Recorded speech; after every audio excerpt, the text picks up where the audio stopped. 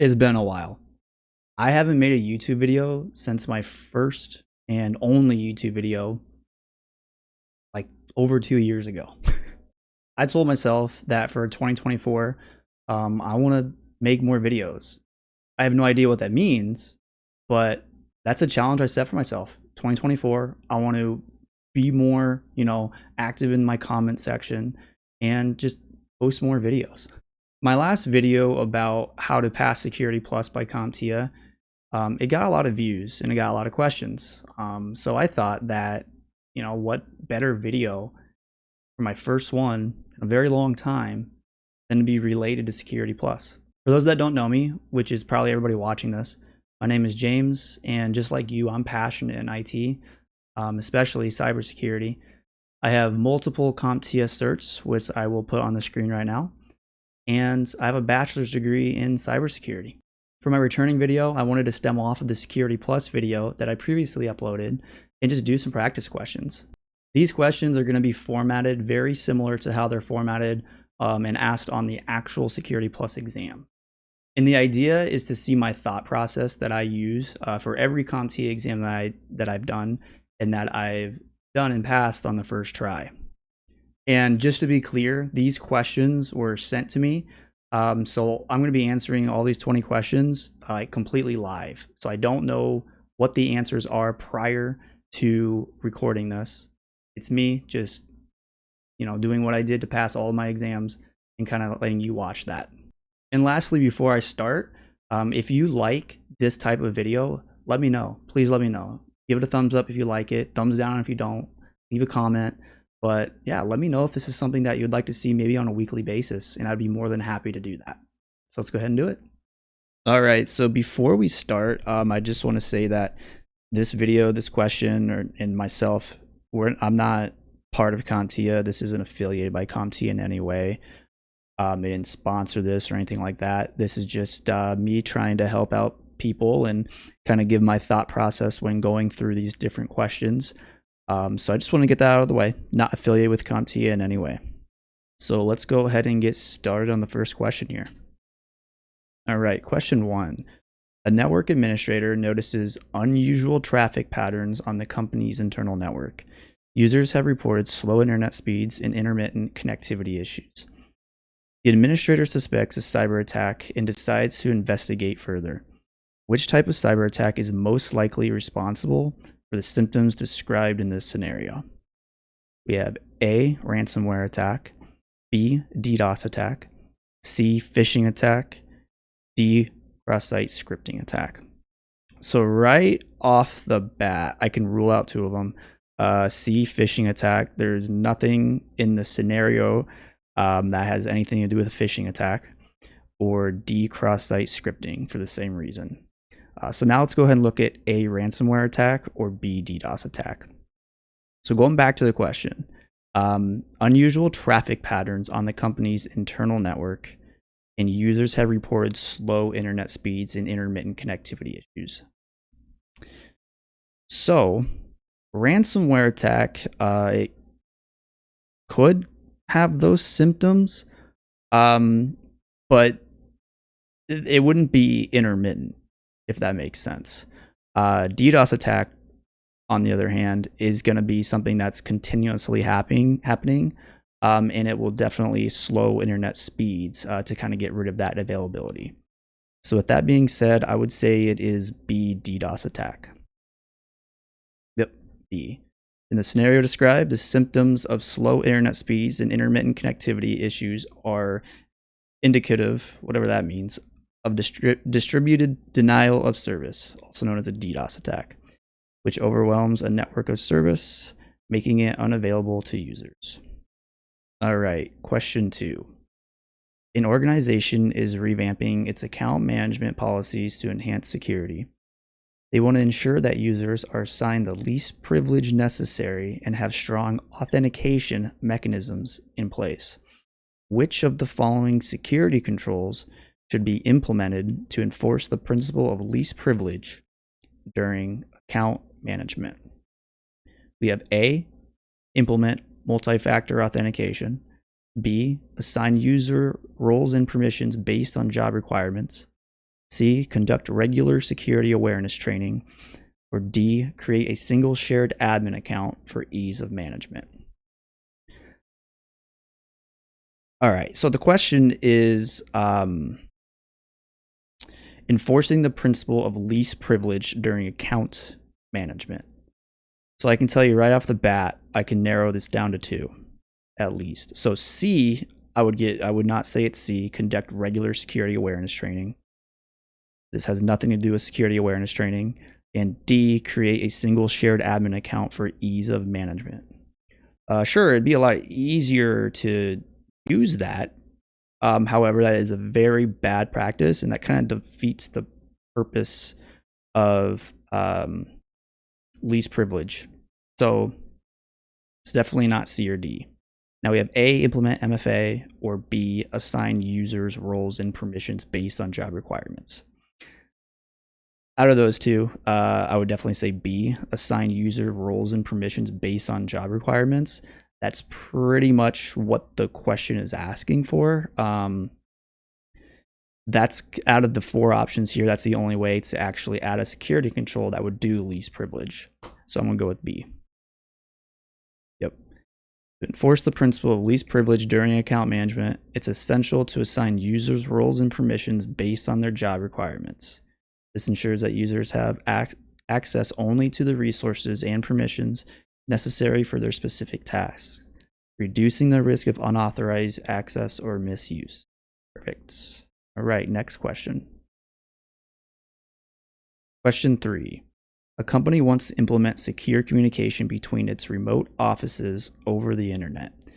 They plan to use encryption to protect the data in transit.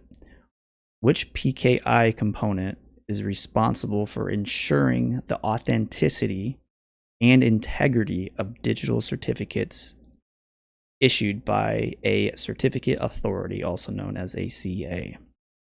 We have A, registration authority, B, certificate revocation list, C, public key, D, private key. Right off the bat, ruling out 2 of them, C and D, public key and private key. It's not going to be the answer. So we have registration authority or certificate revocation list. So let's go ahead and head back to the question here. Plan to use encryption to protect the data in transit. And then which component is responsible for ensuring the authenticity and integrity of digital certificates issued by a CA? So that's going to be certificate revocation list. That is kind of the list that explains what are good and what are bad certificates. It can be for any reason, such as it getting compromised or expiring. There could be other reasons as well, but compromised certificates or expired are going to end up on that list. So that's what I'm going to go with. B. Yep. The certificate revocation list, CRL, is responsible for ensuring the authenticity and integrity of digital certificates issued by a CA. It contains a list of certificates that have been revoked or are no longer valid before their expiration date. This helps to prevent the use of compromised or unauthorized certificates. Perfect. All right. Question 4. An organization needs to secure its Wi-Fi network to prevent unauthorized access. They want to implement a security method that provides strong encryption and authentication. Which wireless security protocol offers the strongest security for the organization's Wi-Fi network? We have A, WEP, B, WPA, C, WPA2, or D, WPS. All right. They want to implement a security method that provides strong encryption and authentication. Which wireless security protocol offers the strongest security for the organization's Wi-Fi network? The strongest security out of the 4. Okay, so I can rule out 2 of them already. Ruling out A, WEP, and D, WPS.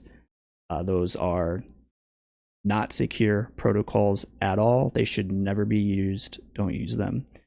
Then we have B, WPA, and C, WPA2. Out of those two, I know that WPA2 is going to use the AES encryption method, and right now that's kind of like the industry standard. So going with that one. Now, if WPA3 was on this list, I would absolutely choose that one, but it's not. So C.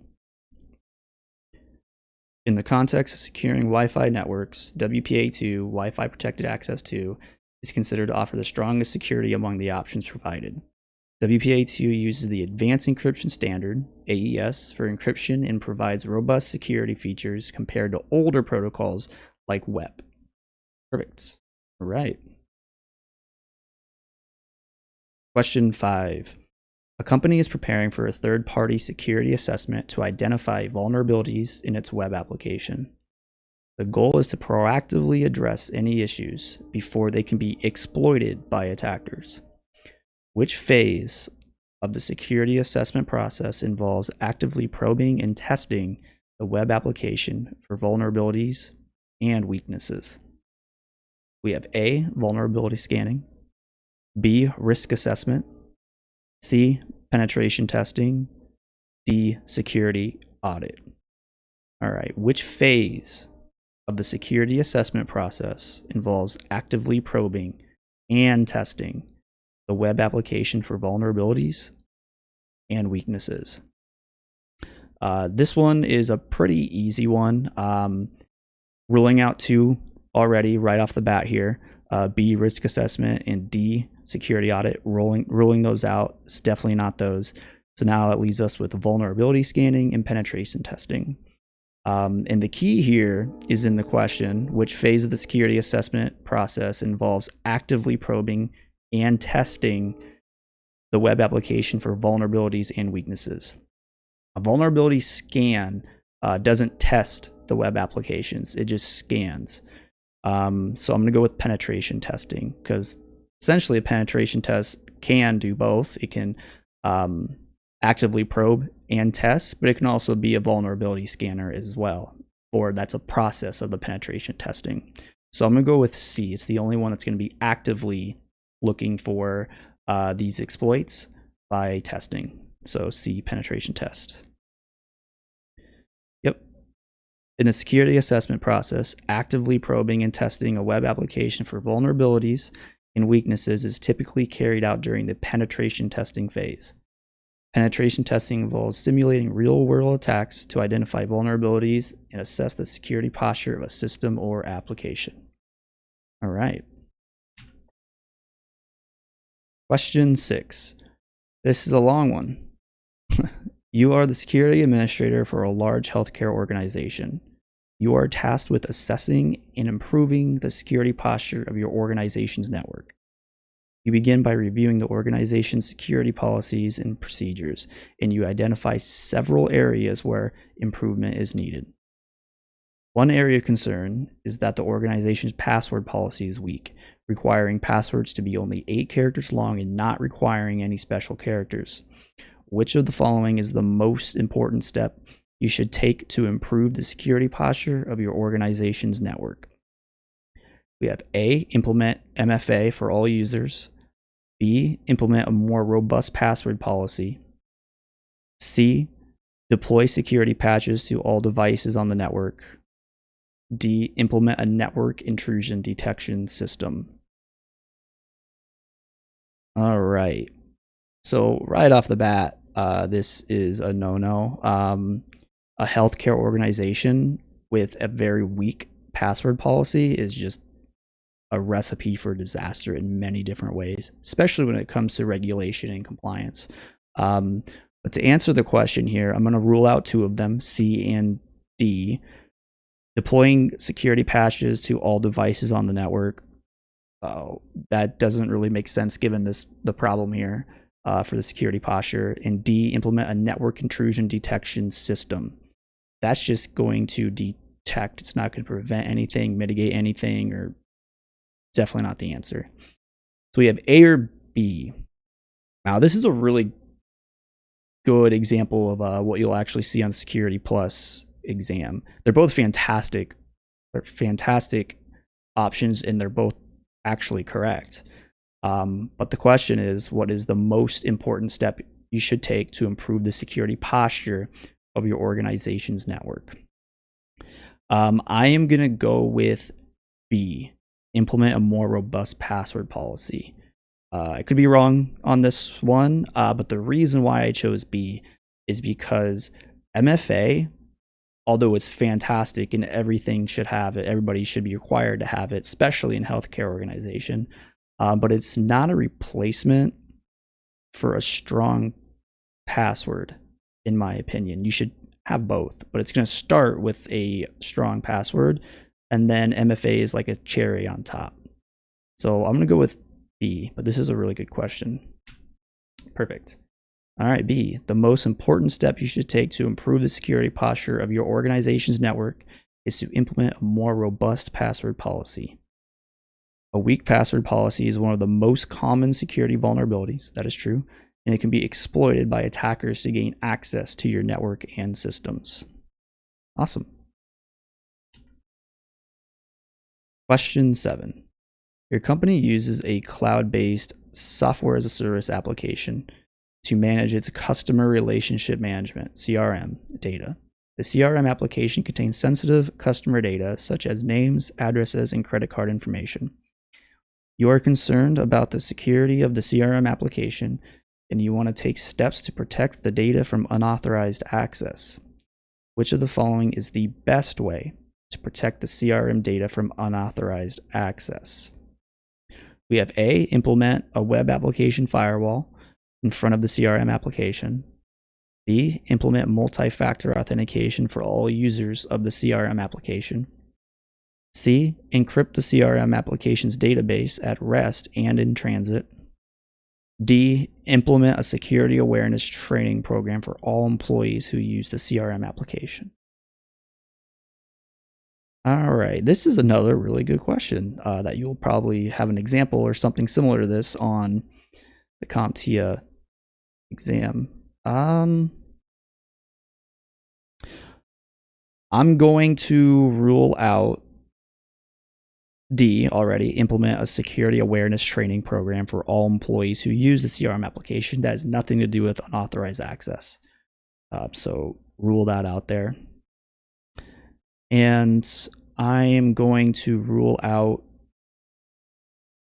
A. I could be wrong on this, but I'm going to rule out A. Implement a web application firewall in front of the CRM application. The reason why I'm ruling that one out, and I could be wrong, but the reason why I'm ruling it out is because the key thing here is that it's a cloud-based software as a service application. You putting a web application firewall in front of that might not do anything if it's not something you can control in the first place. So I'm going to rule that one out. Like I said, can be completely wrong, but let's see here. B, implement multi-factor authentication for all users of the CRM application. I'm also going to rule that one out because it doesn't say how the unauthorized access happens. It can be anything like a SQL injection or anything like that, which has nothing to do with MFA. I'm going to say encrypt the CRM application's database at rest and in transit. And the reason I'm going with that, if somebody gained unauthorized access, it's encrypted. Not going to be able to do a whole lot with it. Could be completely wrong on this one. This is a tough question. I'm going to say either A or C, but I'm going to go with C. Hey, perfect. The primary concern in this scenario is unauthorized access to sensitive customer data. Encryption directly tackles this issue by making the data itself impenetrable to unauthorized individuals, even if they manage to circumvent other security measures. Yeah, exactly. All right. Question 8. Your company is subject to a number of industry-specific regulations, such as the GDPR and the Payment Card Industry Data Secure PCI DSS. You are responsible for ensuring that your company complies with all application regulations. Which of the following is the best way to ensure that your company complies with all application regulations? Oh, okay. We have A, conduct regular risk assessments and implement appropriate security controls. B, develop and implement security policies and procedures that are aligned with all application regulations. C, train employees on security awareness and compliance best practices. D, implement a SIM solution to monitor security logs and respond to security incidents. I'm going to rule out D right away. So let's go ahead and take a look at this question again. You're responsible for ensuring that your company complies with all applicable regulations. Which is the best way to ensure that your company complies with all applicable regulations?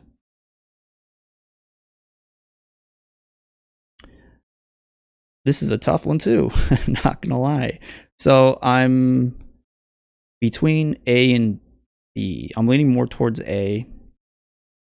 So for B, develop and implement security policies and procedures that are aligned with all applicable regulations.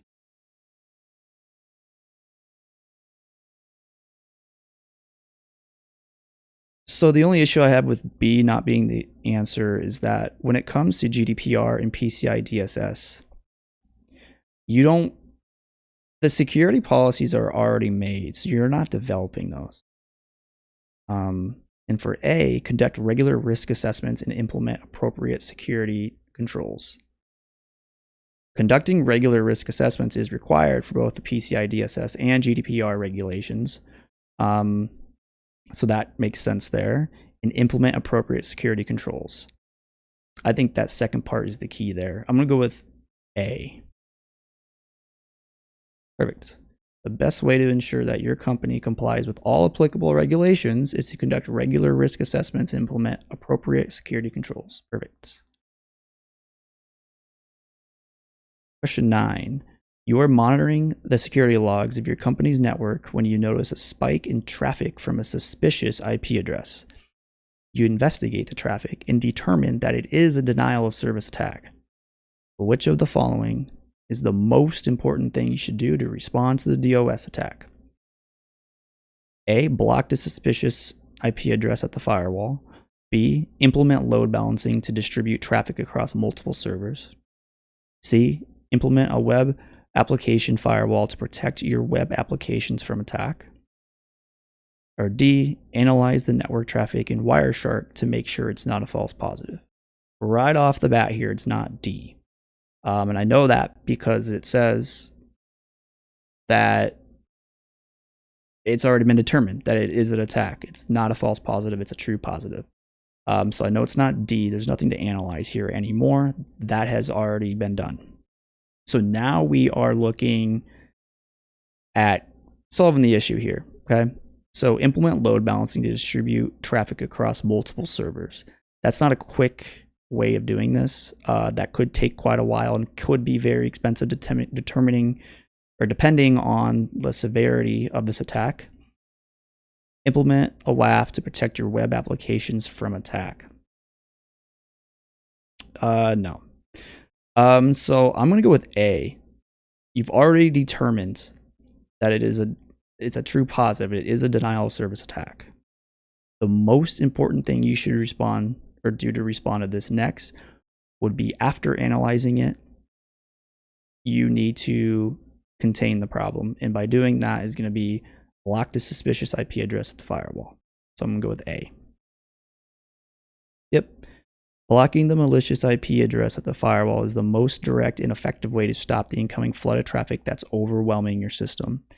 It immediately cuts off the attack source, reducing the strain on your network and servers. Correct.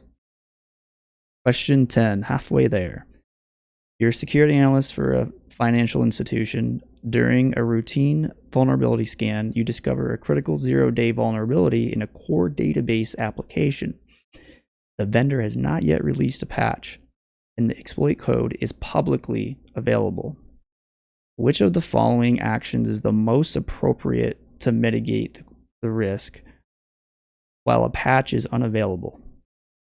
A, immediately disable the vulnerability application to prevent exploitation. B, implement a WAF to filter incoming traffic and block potential attacks. C, Deploy a honeypot to attract and deflect attacks away from the real system, or D, isolate the vulnerable application in a segmented network to limit exposure. This is an interesting question. You're a security analyst for a financial institution during a routine vulnerability scan.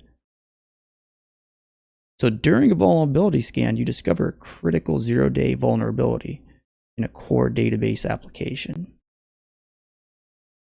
All right, so there's no patch for it from the vendor yet. So right now you need to limit the exposure that could happen on your systems, knowing that publicly there is an exploit out there that could damage you. Out of all of these, the best one for that, for limiting exposure, is going to be D, isolate the vulnerable application in a segmented network to limit exposure. You're not going to disable the vulnerability application to prevent exploitation. It's a critical part of your financial institution. Implement a web application firewall to filter incoming traffic and block potential attacks. Maybe. But no. And then definitely not C for a particular issue like this one. I'm going to go with a D, isolate the vulnerable application. Correct. Option D is the most appropriate because it offers the best balance between immediate risk mitigation and maintaining business continuity. Yep, that's good there. Isolating the vulnerable application reduces its attack surface, minimizes potential damage, and allows you to keep it running while awaiting a patch. All crucial factors in the critical zero-day vulnerability scenario. Can't talk today, but yes. Okay. Question 11. The network administrator notices a significant increase in DNS requests originating from a specific internal device. Upon investigation, they find that the device is a legitimate endpoint but not normally engaged in high DNS activity. Which of the following actions is the most appropriate next step in this situation? A, immediately disconnect the device from the network to prevent malware spread. B, install an antivirus program on the device and run a full scan. C, analyze the DNS requests for malicious domains or patterns. D, reset the device to factory settings to eradicate any potential infection. All right, let's go ahead and take a look at this question again. It's an internal device, and upon investigation, they find that the device is a legitimate endpoint but not normally engaged in high DNS activity. So this is an anomaly, to say the least here. It's not something they're used to. So we're not going to immediately disconnect the device from the network to prevent malware spread. We don't know if it's malware. There's nothing in this scenario that says it is malware. So we're not going to do that. It could be a business critical endpoint. So we don't want to just disconnect it there. Not yet, at least. B, install an antivirus program on the device and run a full scan. For that, for B, it's kind of like A. We don't know if it's malware. We're not really sure exactly what's going on with it yet. And if it's something that can support antivirus, it should have already had that. C, analyze the DNS request for malicious domains or patterns. I'm leaning more towards that because this is kind of like if you're looking at, the steps of triaging, things like that, you're still in the analyze phase. You don't know what's going on yet. So I'm leaning towards C. D, reset the device to factory settings. No, definitely not that. That could do more harm than good. We don't even know if it's, infected yet. So that's not the next step. I would say C, analyze the DNS request for malicious domains or patterns. We got to figure out what is actually going on before making next steps here. So C. Yep. Analyzing the DNS request for malicious domains or patterns helps determine the nature of the issue. This could reveal malware activity, compromised credentials, or a legitimate but unusual situation. It provides actionable information for further investigation and response. So that's a big reason why we go back here. I didn't want to reset the device to factory settings to eradicate any potential infection. Skipping right to that because It could be legitimate but unusual situation. So it could definitely cause more harm than good than to just jump to the conclusion that yes, this is a problem and let's completely factory restore it and set it up as brand new. That could solve the problem, but it could also cause more problems than it solves. So let's go next here. Question 12. You're a security analyst for a large healthcare organization. After a recent phishing attack, you've been tasked with enhancing email security. Your top priority is to prevent future phishing attacks and protect sensitive patient data. Okay, very common all over the world in pretty much any business. So we have A, educate employees on how to identify and report phishing emails. B, implement a firewall to block malicious email traffic. C, deploy an intrusion detection system to monitor suspicious activity. Or D, implement a secure email gateway with advanced threat protection features. All right. I'm not going to go with B, implementing a firewall to block malicious email traffic. Not going with that. Not going with C, an intrusion detection system, because that's going to detect, it's not going to prevent. So it's between A and D. Now, I'm a firm believer that one of the best ways to fix or prevent something in a scenario like this, it all starts with security awareness, right? So educate employees. But let's go ahead and look at question. After a recent phishing attack, you've been tasked with enhancing email security. All right, so educating employees isn't directly enhancing email security. So I'm going to go with implement a secure email gateway, so a SEG, with advanced threat protection features. And that's going to be a whole lot of things. It's going to be a firewall. It's going to be an IDS, IPS. It's going to be a lot of different things that is kind of bundled up in that secure email gateway. So that's kind of the only way to add email security, I would say, out of all these. So D. Yep. SEG with ATP is the best option because it directly scans emails for threats, uses multiple layers to catch all types of phishing, and acts proactively to shield users from even tricky attacks. Yep, perfect. Question 13. You're a security analyst at a large e-commerce company. You've discovered a series of SQL injection attacks targeting your customer database. The attackers have been able to extract sensitive customer information, including credit card numbers and addresses. Which of the following actions would be most effective in mitigating this vulnerability and preventing future attacks of this type? We have A, implement multi-factor authentication for all users. B, deploy a web application firewall to filter malicious traffic. C, conduct penetration testing to identify additional vulnerabilities. D, encrypt all customer data at rest and in transit. This is a tough one. Let me go ahead and take a look at the question again here. SQL injection attacks, okay? So they're specific on that. You discovered a series of SQL injection attacks targeting your customer database. So that's kind of the indicator there, right? The indicator of compromise, that's the attack vector, all that. That's the method of attack is SQL injection. It says that. The attackers have been able to extract sensitive customer information, including credit card numbers and addresses. Which of the following actions would be most effective in mitigating this vulnerability and preventing future attacks of this type? Okay, so the question at the end of the day is how, for this e-commerce company, can you prevent SQL injections? So it's not going to be A. MFA doesn't prevent SQL injections. It's not going to be C. That doesn't prevent anything. Penetration testing doesn't prevent anything. It just lets you know where there's gaps in your security posture. D, encrypt all customer data at rest and in transit. That should already be done, but in the context of the question, it might not already be done. But the question is, You discovered a series of SQL injections. How do you prevent SQL injections? And out of all these, the correct answer is going to be B, deploy a web application firewall.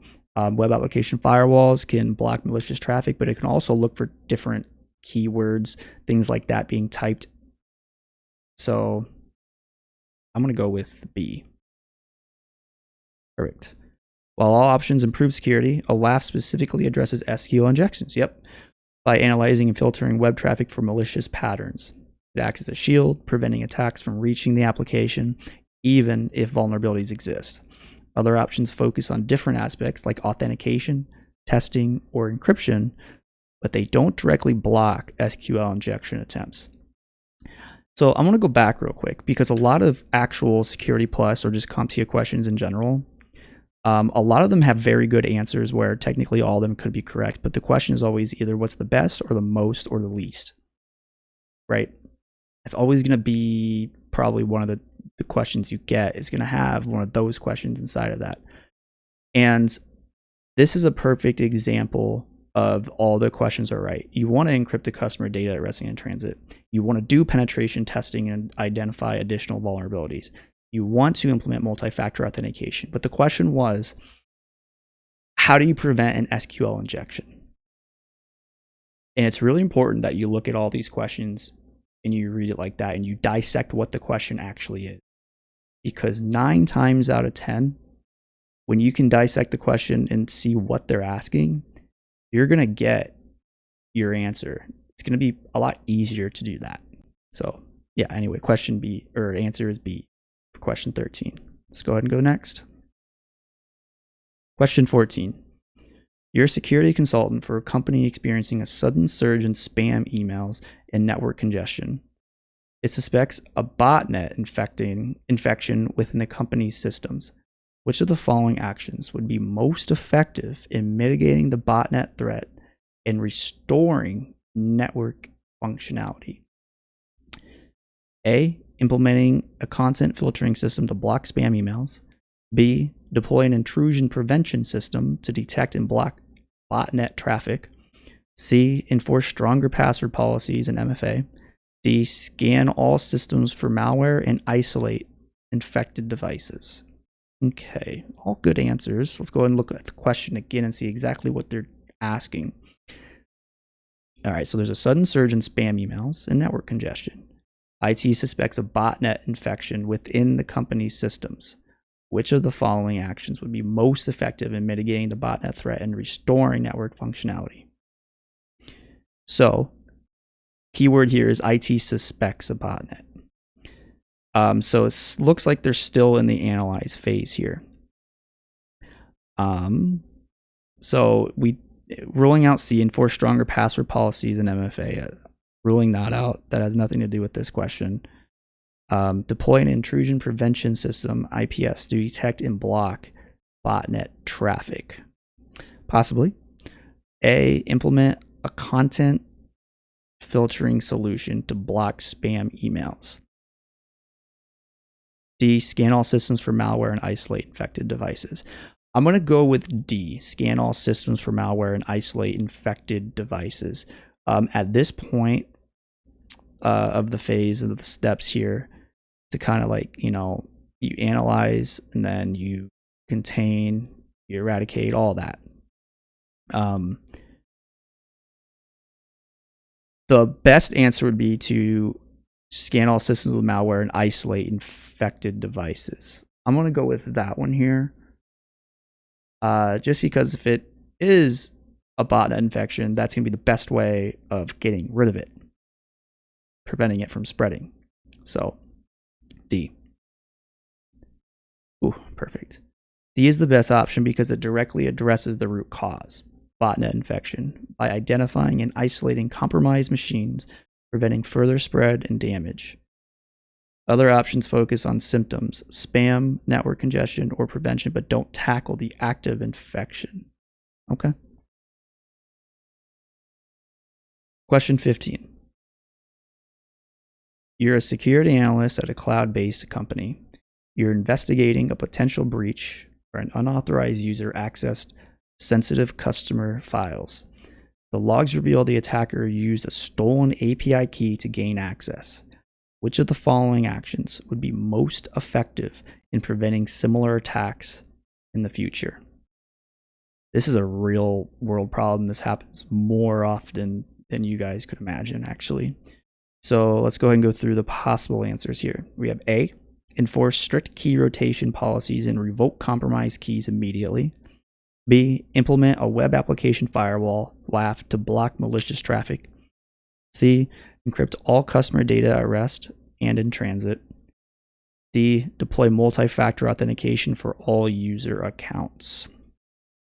All right, so the thing with an API key is that with an API key, that rules out D.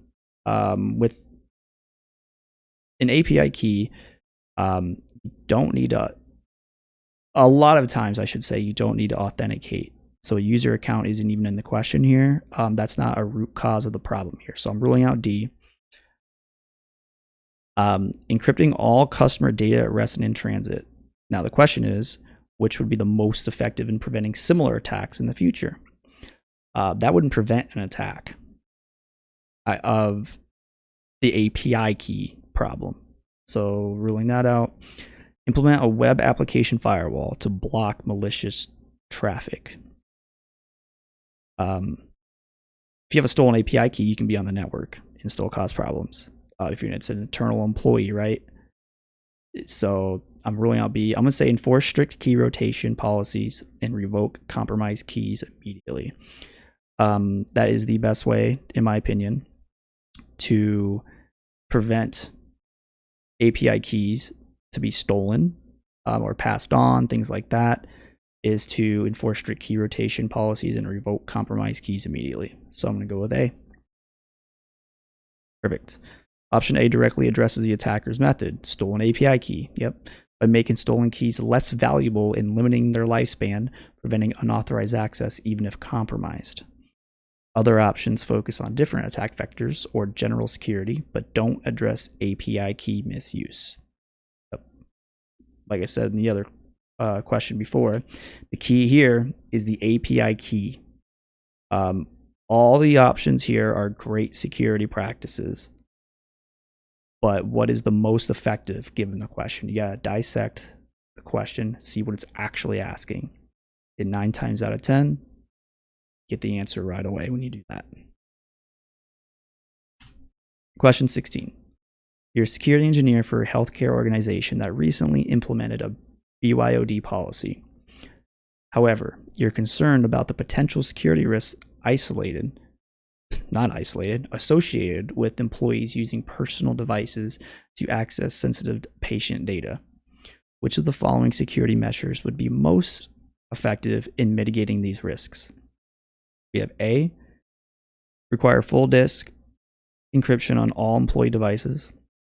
B, implement a mobile device management solution to enforce security policies. C, block access to personal email and social media sites on company networks. D, provide regular security awareness training to employees. All right, I'm ruling out C and D.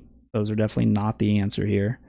While they're good answers, I would say, well, other than C, but I'm always for security awareness training, but for this question in particular, has nothing to do with that. So concern about the potential security risks associated with employees using personal devices to access sensitive patient data.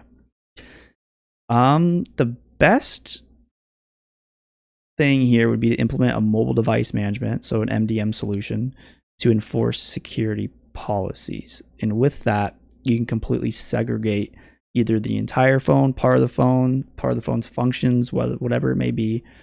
You can kind of containerize the company data that's secure. And with that, you can do things like a remote wipe if it were to get lost or stolen or whatever. But as far as this here, I would say B, implement a mobile device management solution. Let's see if I'm right. Yep. MDM provides centralized control over BYOD devices. Gosh, I can't talk today. Ensuring compliance with security policies and protecting sensitive data even on personal devices. Other options offer partial protection but lack the comprehensive control and remote management capabilities of MDM. Yep, MDM is fantastic. I have a lot of experience with Jamf in particular. It's a great solution for companies like startups, things like that, or ones that are on a budget that can't issue devices. It's a great way to help protect sensitive company data. Question 17. You're a network administrator for a small business that's recently experienced several instances of unauthorized access to the company's servers. The logs indicate the attackers are using stolen credentials to log in remotely. Which of the following are the best ways to prevent unauthorized access using stolen credentials? We have A, implement a firewall to block malicious traffic. B, deploy a network intrusion detection system to monitor for suspicious activity. C, enforce MFA for all remote access. Or D, conduct vulnerability scans to identify and patch security weaknesses. All right, so right off the bat here, the question is asking, well, the problem is attackers are getting stolen credentials and they're using that to log in remotely. And the best way to add another layer of security on stolen credentials is to do MFA, multi-factor authentication. That way, if an attacker were to get the stolen credentials, they would need they need to go through an additional layer of security to log in remotely. A, for something like this, could make sense. Not always. B, detect a network intrusion detection system. Like same as A, it could, but it's not the best option. D, conduct vulnerability scans to identify and patch security weaknesses. Unless getting the stolen credentials is due to a security weakness that a vulnerability scan could find, it's definitely not D. So I'm gonna go with C as the best option here. Yep. MFA directly addresses the attack vector of stolen credentials by requiring additional verification beyond just a password, significantly reducing the risk of unauthorized access even if credentials are compromised.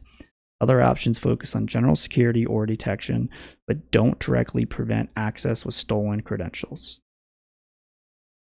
Question 18, almost there. You're a security consultant for a company that recently suffered a data breach. The investigation reveals that attackers used a social engineering tactic called tailgating to gain physical access to the company's offices and then plugged a rogue device into the network to steal data.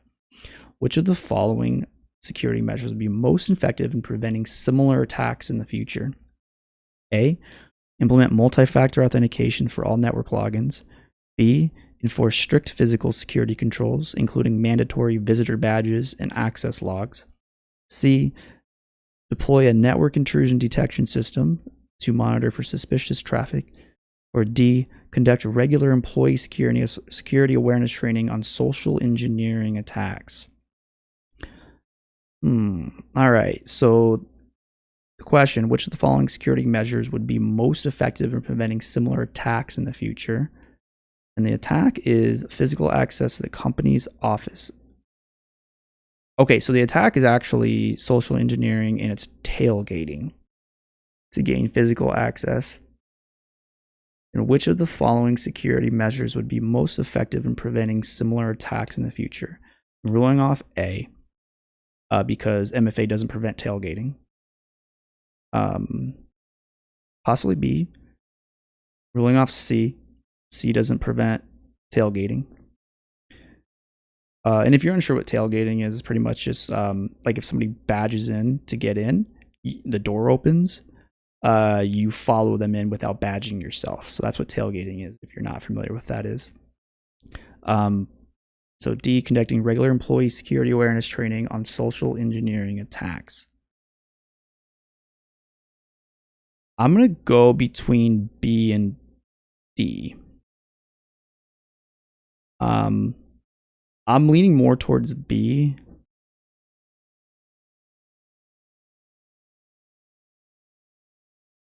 Mandatory visitor badges and access logs.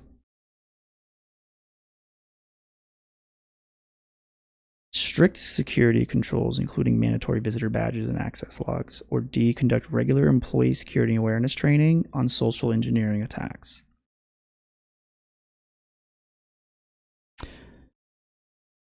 I'm going to go with B, and the only reason why I'm going with B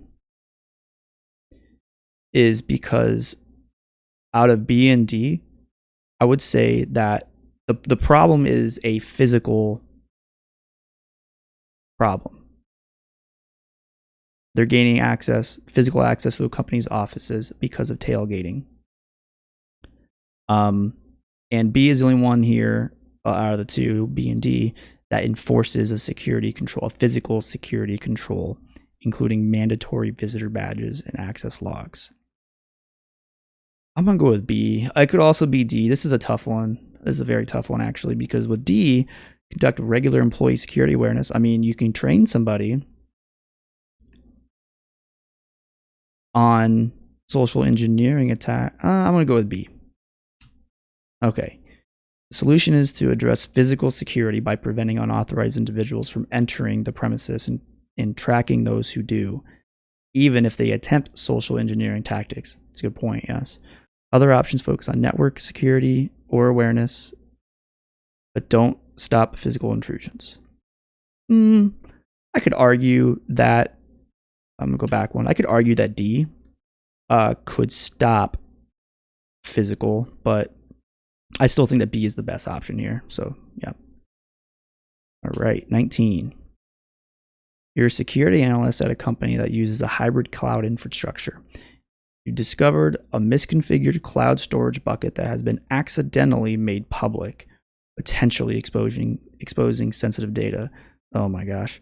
Which of the following actions would be most effective in mitigating immediate risk and preventing similar incidents in the future? A, implement a cloud access security broker, CASB, to monitor and control cloud activity. B, encrypt all sensitive data stored in the cloud. C, conduct a thorough security audit of all cloud infrastructure configurations. D, educate employees on cloud security best practices. All right, so I'm ruling out C because C doesn't fix the problem immediately. It could help prevent similar incidents in the future, but it has to be found in order to do that. And there's no immediate thing about a security audit. They can take quite a while. So it's not C. Educate employees on cloud security best practices. Yeah, but accidents happen. So it could be the most educated cloud security analysts, whatever, out there in the world, but they could still hit the wrong button, especially if they're using the GUI to do all this. So accidents happen. Implement a cloud security broker. I would go with B, encrypt all sensitive data stored in the cloud. So you can have, so there's buckets, is what they call it. Buckets could be made public, which means anybody can access it. The idea is to obviously make it not public if it's going to be for internal use only. Sometimes you want a public bucket. That's okay. A lot of like front facing or like websites use buckets that, like if you go to a www.something.com, that bucket is not private. But if you encrypt all the sensitive data stored in the cloud, all that data is encrypted. So if the encrypted data accidentally ends up in a public bucket, it's still encrypted. So I'm gonna go with B. Yep. Encryption immediately protects exposed data, even if it's accessed, rendering it unreadable to unauthorized users. Yep, perfect. Other options address prevention or detection, but don't protect already exposed data. Perfect. All right. Last question, question 20. You're a security analyst at a healthcare organization that just experienced a ransomware attack. The attackers encrypted sensitive patient records and are demanding a large ransom payment in exchange for the decryption key. Which of the following actions would be the most appropriate initial response to this incident? You have A, immediately pay the ransom to regain access to the data and minimize downtime. B, activate the organization's disaster recovery plan to restore data from backups. C, contact law enforcement to investigate the attack and apprehend the attackers. D, isolate the affected systems to prevent the spread of the ransomware. All right, so let's go ahead. Those are all good answers. Let's go ahead and look at the question again to kind of find the right answer here. The question, which of the following actions would be the most appropriate initial response to this incident? The scenario is you just experienced a ransomware attack. The attackers encrypted sensitive patient records and are demanding a large ransom in exchange for the decryption key. So you've already analyzed it and you've come to the conclusion that it's a true positive. It is a ransomware attack. The next thing you need to do to prevent more problems is to isolate the affected systems to prevent the spread of the ransomware. The more data that gets encrypted, stolen, whatever it may be, the more leverage that the attackers have. So you want to immediately isolate the affected systems to prevent the spread of ransomware. So I'm going with D. Yeah, perfect. Containment is crucial in the early stages of a ransomware attack to limit damage and prevent further infection. Paying the ransom is not guaranteed to restore data and could encourage future attacks. 100% true. While disaster recovery and law enforcement involvement are important, immediate containment is the priority to protect systems and data. All right. Perfect. Thank you all for watching. Like it says here, let me know if you're wanting more of these videos. If people are wanting this kind of content, I can do it on a weekly basis. I have no problem with that. I think that'd be kind of fun to kind of help the community out, give my, my 2 cents, some advice, things like that. Like it says there as well, other certs I have that I can do this on, Network Plus, A Plus, Pen Test, the CySA Plus, Project Plus as well. So if you're looking for more of these, let me know. If there's any other topics you want me to cover that's not necessarily kind of going through these practice exams, let me know that as well. I'm happy to help. Kind of want to get more involved with the community here and help out where I can. So let me know what you thought. Leave a comment. It'd be great if you could like it. If you didn't like it, you can go ahead and thumbs down. That lets me know that you didn't like it and I can kind of improve for the next video. But yeah, thank you for watching.